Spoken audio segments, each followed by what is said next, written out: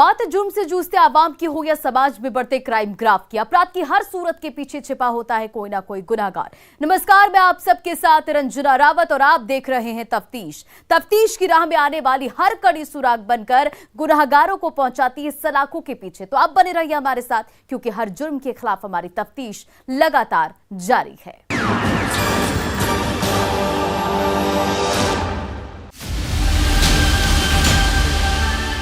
Google play store में आया ठगी का नया ऐप। क्या आपके मोबाइल में है ठगी का ऐप? तो हो जाइए सावधान, नहीं तो आप भी हो सकते हैं कंगाल। अब तक की सबसे बड़ी धोखाधड़ी का पर्दाफाश। साइबर ठगों ने डेनी डाटा ऐप को बनाया ठगी का नया हथियार। मधेपुरा जिले के हजारों लोग हुए ठगी के शिकार। ठगों ने पैसे डबल करने के नाम पर लगाया चूना। ऐप के सदस्य के अपहरण से खुली पोल। न्यूज 18 पर देखिए डेनी डाटा ऐप से ठगी की पूरी कहानी। मधेपुरा में एक ऐप के जरिए 4 से 5 करोड़ की ठगी का मामला सामने आया है। दानी दाता ऐप के जरिए हजारों लोगों को पैसा डबल करने का लालच देकर चूना लगाया गया है। इसकी पोल तब खुली जब दानी दाता ऐप के एक सदस्य का अपहरण हुआ। क्या है पूरा मामला, देखिए ये रिपोर्ट।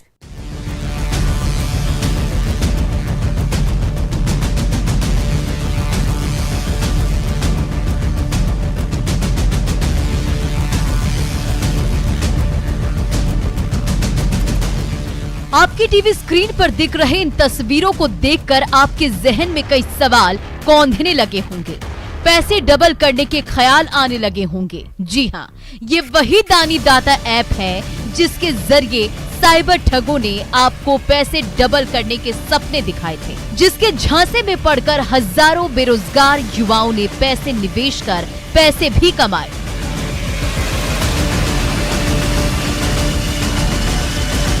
धीरे धीरे ये ऐप भारत में पॉपुलर होने लगा और लोग कम समय में ज्यादा पैसे कमाने की लालच में आकर निवेश करने लगे और कुछ लोग ने खूब पैसे भी कमाए, इनाम भी जीता। लेकिन निवेशकों ने कभी ये नहीं सोचा कि जो पैसे डबल करने के सपने दिखा रहा है वो कौन है, दानी दाता ऐप का मालिक कौन है, हमारा पैसा कहां निवेश हो रहा है, ये किसी ने नहीं सोचा और यही लापरवाही लोगों पर भारी पड़ी है।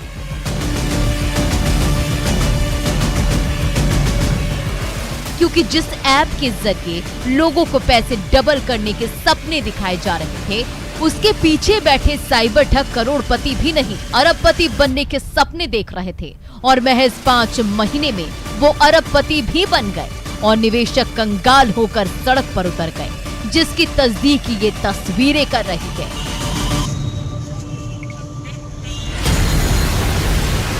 अगर आपने भी किसी ऐप के जरिए निवेश किया है तो हमारी ये रिपोर्ट आपको जरूर देखनी चाहिए, क्योंकि ये रिपोर्ट आपकी आंखें खोलने वाली है, उस सच्चाई से रूबरू कराने वाली है जिससे अब तक आप महरूम हैं।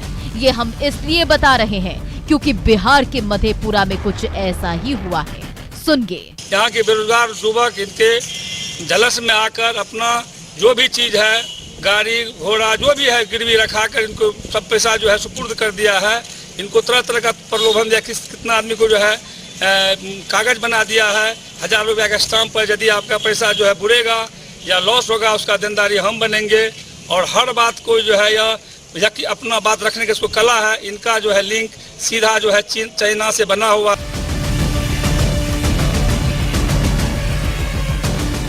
सही सुना आपने, इंटरनेट ने जीवन को जितना आसान बनाया है, कहीं उससे ज्यादा रिस्क में भी डाला है, जिसका आप और हम हर रोज शिकार हो रहे हैं। जैसे मधेपुरा में कम समय में ज्यादा पैसे कमाने की लालच में बेरोजगार युवा शिकार हुए हैं, जो दिन रात अपने मोबाइल फोन के 6 इंच के रंगीन स्क्रीन पर नजर टिकाए रहते थे।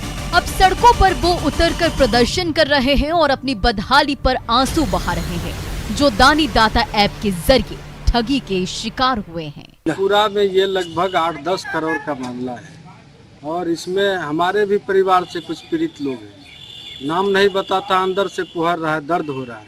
और इसमें खास करके जो नौजवान वर्ग के लोग थे वो पैसा लगाते थे, उनको कहा जाता था कि ये रुपया आपका दुगुना हो जाएगा।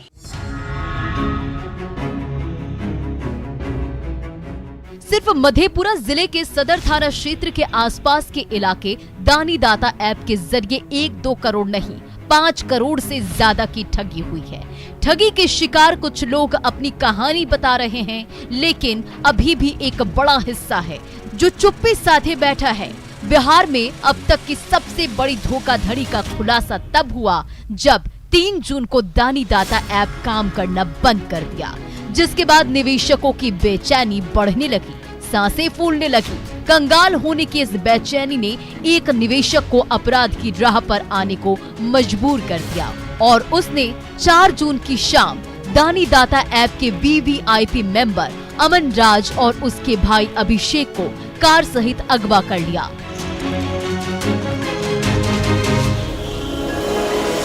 जिसके बाद पीड़ित के परिजनों ने मुरलीगंज थाना पहुंचकर रामपुर निवासी रमेश यादव और उसके भतीजे विकास सहित 2 अज्ञात अपराधियों पर अपहरण का आरोप लगाते हुए FIR दर्ज कराई, जिसे आधार बनाते हुए पुलिस ने जब तफ्तीश शुरू की और आरोपियों पर दबाव बनाना शुरू किया तो आरोपियों ने अगवा भाइयों से 86,000 रुपए लेने के बाद मुरलीगंज थाना के पास लाकर छोड़ दिया।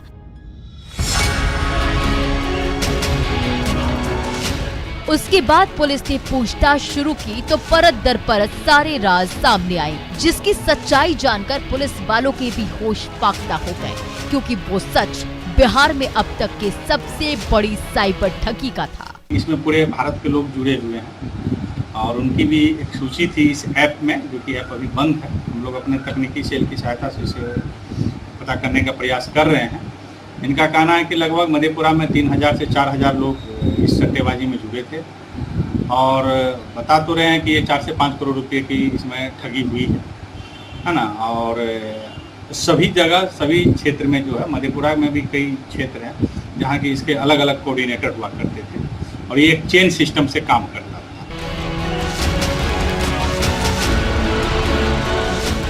मधेपुरा के सदर SDPO की माने तो यह 4 से 5 करोड़ के ठगी का मामला है। बताया जाता है कि अमन राज दानी दाता ऐप का VIP मेंबर था। उसके जैसे देश भर में 3200 के करीब सदस्य हैं जो अलग अलग ग्रुप को लीड कर रहे थे। मधेपुरा जिले में भी 4 ग्रुप काम कर रहा था, जिसमें पुलिस ने अभी तक एक ग्रुप को तोड़ने का काम किया। पुलिस ने अमन को भी दबोचा है। उसके चेन में 500 से अधिक लोग जुड़े थे, जिनके जमा पैसे पर अमन को 10% तक का कमीशन मिल रहा था। जो भी लोग पैसा इसमें इन्वेस्ट करते थे तो उसके माध्यम से उस पैसे के अनुसार उनको लाभांश दिया जाता था। 10% तक मैक्सिमम इसमें लाभांश दिया जाता था, क्योंकि लोगों को लगा कि इसमें अविलंब पैसे की बढ़ोतरी होती है, तो काफ़ी लोग इस झांसे में आ गए। और इसके जो कर्ता धर्ता हैं तो वो कई ग्रुप्स में, जैसे अभी तक हमें जानकारी मिल रही है कि मधेपुरा में भी इस तरह के 4-5 ग्रुप सक्रिय हैं, जिसमें एक ग्रुप को पुलिस ने गिरफ्तार किया। जब 3 जून को यह ऐप बंद हुआ तो लोग अमन की तलाश में जुट गए। जिन लोगों ने अमन का अपहरण किया था उन लोगों ने 15 लाख से अधिक रुपए दानी दाता ऐप में निवेश किया था। अमन की माने तो इस ऐप के जरिए देश भर में लोगों का 800 से 900 करोड़ रुपया लगा था। फिलहाल दानी दाता ऐप गूगल प्ले स्टोर से गायब हो गया, जिसके तह तक पहुंचने के लिए पुलिस साइबर सेल की मदद ले रही है और मधेपुरा जिले में दानी दाता एक के लिए काम करने वाले ग्रुप के VIP मेंबर्स का पता ठिकाना ढूंढ रही है, ताकि उन्हें भी गिरफ्तार कर जेल की सलाखों में पहुंचाया जा सके। ये कहानी यहीं पर खत्म नहीं हुई है। आगे आपको बताएंगे दानी दाता ऐप क्या है और इसमें कैसे निवेश किया जाता है। न्यूज़ 18 के लिए मधेपुरा से तुरबसु के साथ ब्यूरो रिपोर्ट। ठगी के खेल को तो आपने समझ लिया। अब आपको दानी दाता ऐप के बारे में बताते हैं कि ठगी के शिकार युवा कैसे ऐप में निवेश करते थे और कैसे पैसे कमाते थे। यह रिपोर्ट देखिए।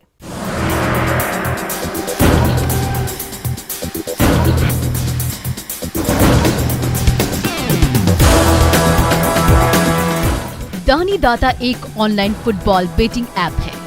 भारत में लॉन्च होने से पहले इस ऐप से जुड़े साइबर ठगों ने इंडोनेशिया में अपना यागोल के नाम से एक ऐप लॉन्च किया था, जो ठीक दानी दाता ऐप की तर्ज पर काम करता था। शुरुआती दौर में साइबर ठगों ने इंडोनेशिया के लोगों का दिल और भरोसा जीता। कुछ लोगों को खूब पैसे दिए। जब निवेशकों की संख्या बढ़ने लगी तो ठगों ने ऐप को बंद कर दिया और निवेशकों के पैसों को अपने खाते में ट्रांसफर कर दिया। वहां ऐप बंद करने के बाद ठगों ने भारत में इसे दिसंबर 2021 में लॉन्च किया, लेकिन नाम बदलकर दानी दाता रख दिया ताकि किसी को शक ना हो। ये ऐप किस शातिर दिमाग की उपज है, ये किसी को पता नहीं है, लेकिन इतना जरूर पता है कि इसका सीधा कनेक्शन चीन से है।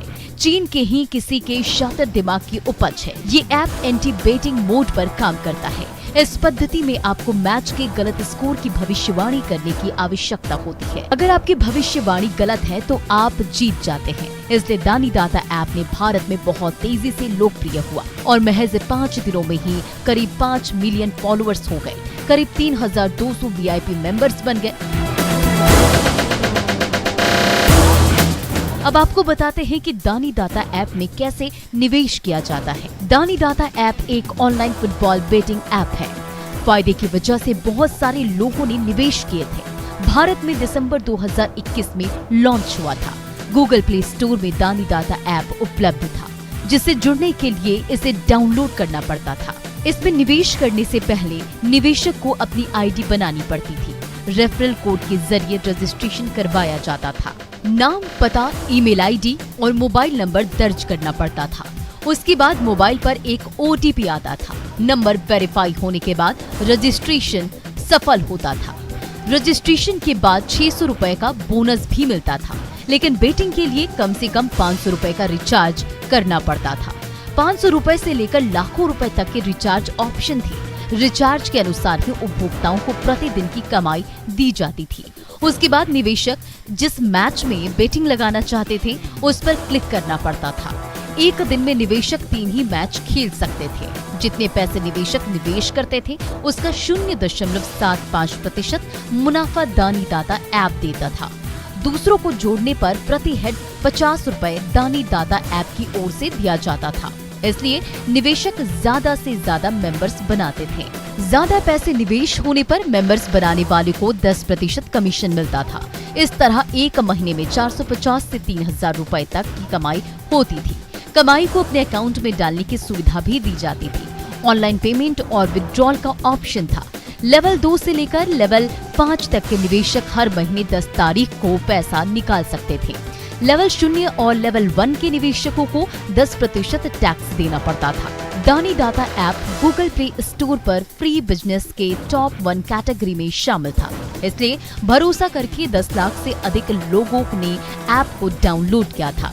दानी दाता वाले सिर्फ टेलीग्राम के जरिए ही लोगों से जुड़ते थे।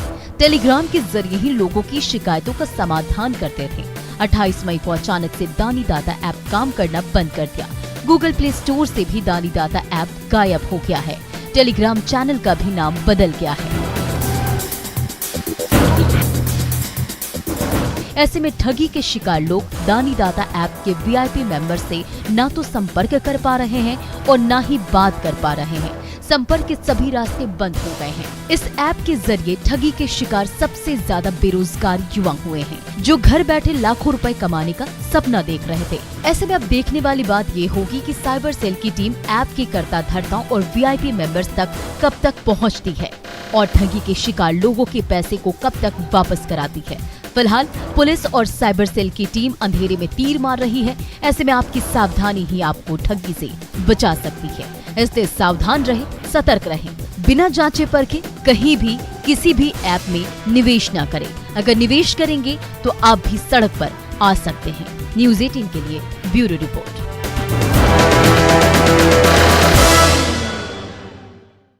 अब वक्त तो हो चला एक छोटे से ब्रेक का, लेकिन ब्रेक के बाद आपको दिखाएंगे हथकड़ी में लुटेरों की हकीकत।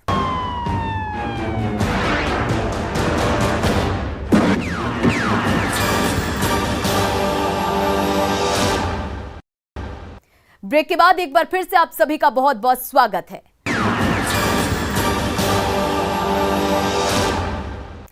नवादा के गोंदापुर में फाइनेंस कंपनी के स्टाफ से हुए 1,69,000 की लूट की गुत्थी को पुलिस ने सुलझा लिया। महज 24 घंटे में पुलिस ने इसका खुलासा करते हुए 3 लुटेरों को गिरफ्तार कर जेल की सलाखों में पहुंचा दिया। कैसे, ये रिपोर्ट देखिए। 1,69,000 लूट मामले का खुलासा। 24 घंटे में पुलिस ने सुलझाई गुत्थी। हथियार के साथ 3 लुटेरे को दबोचा।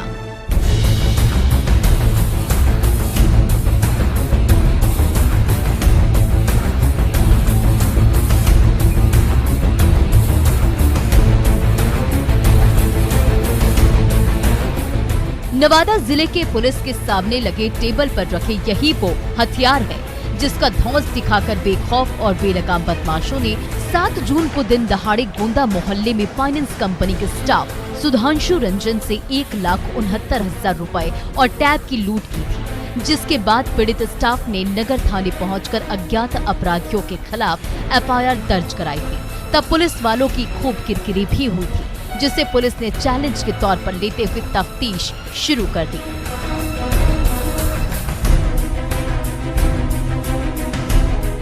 इस दौरान पुलिस ने आसपास लगे CCTV कैमरे के फुटेज को भी खंगाला, टेक्निकल टीम की मदद भी ली और फिर जांच की दिशा तेज कर दी गई। जैसे जैसे जांच की दिशा आगे बढ़ रही थी, वैसे वैसे पुलिस भी लुटेरों के करीब पहुंच रही थी और महज 24 घंटे में ही पुलिस ने लूट में शामिल 3 बदमाशों को दबोच लिया। सदर एसडीपीओ के नेतृत्व में जो है इसमें छापेमारी की गई थी। इसमें 2 लोग गोंदापुर से, मोहम्मद गोल्डन, मोहम्मद सद्दाम को गिरफ्तार किया गया और उनकी निशानदेही पर एक अभियुक्त साहिल आलम, जो कि रिसुआ का नाला पर बीच हो जाए, से गिरफ्तार किया गया।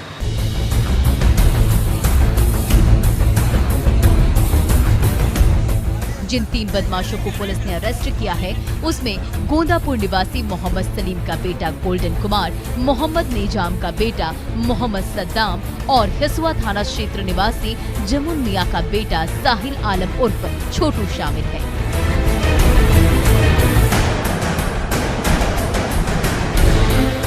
पुलिस ने पहले गोंदापुर से गोल्डन और सद्दाम को गिरफ्तार किया था। जब दोनों से पूछताछ हुई तो दोनों ने साहिल के नाम का खुलासा किया, जिसके बाद पुलिस ने दोनों की निशानदेही पर साहिल को गिरफ्तार किया।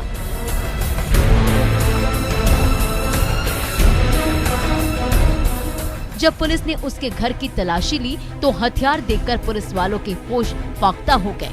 उसके घर से 3 देसी कट्टा, 1 कार्बाइन, 8 जिंदा कारतूस, मोबाइल फोन, 49,720 रुपए और बाइक मिली। मोहम्मद साहिल आलम की जो गिरफ्तारी हुई है वो उन दोनों के गोल्डन और सद्दाम की निशानदेही भी हुई थी।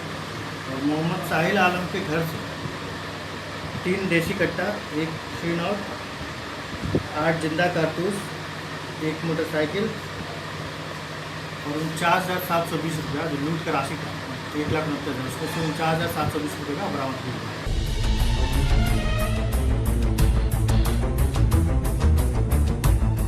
उसके बाद पुलिस ने दोबारा से तीनों से पूछताछ शुरू की तो तीनों ने अपना जुर्म कबूल कर लिया। साथ ही तीनों ने अपने कुछ और साथियों के नाम का खुलासा भी किया, जिसकी गिरफ्तारी को लेकर पुलिस जगह जगह छापेमारी कर रही है और जल्द गिरफ्तारी का दावा भी कर रही है। ऐसे में अब देखने वाली बात यह है कि पुलिस कब तक बाकी के आरोपियों को गिरफ्तार कर जेल की सलाखों में पहुंचाती है। न्यूज़ 18 के लिए नवादा से अनिल विशाल के साथ ब्यूरो रिपोर्ट।